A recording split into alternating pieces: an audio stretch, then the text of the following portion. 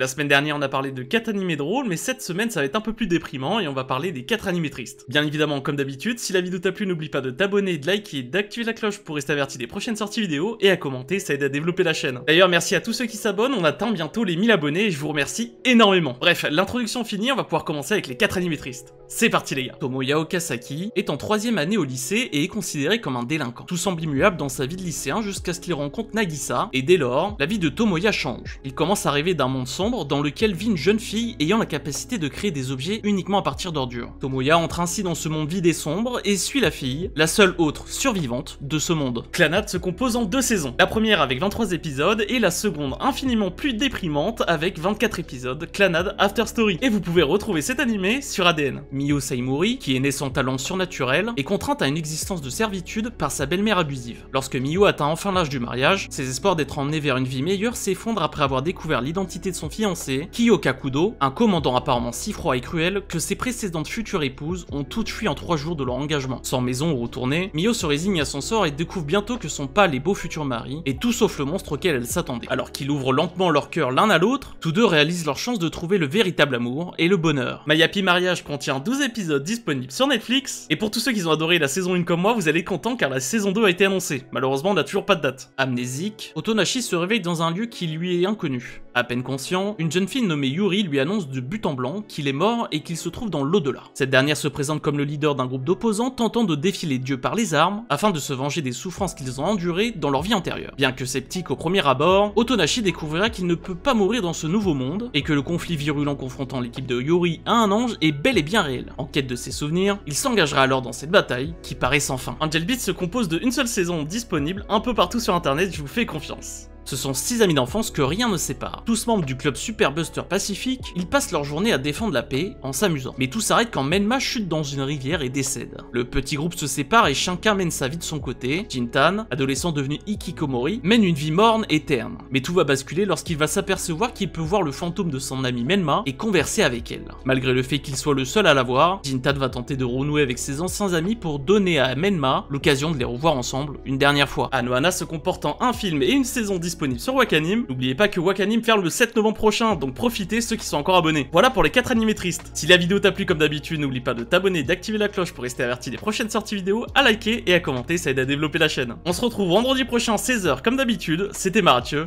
ciao ciao.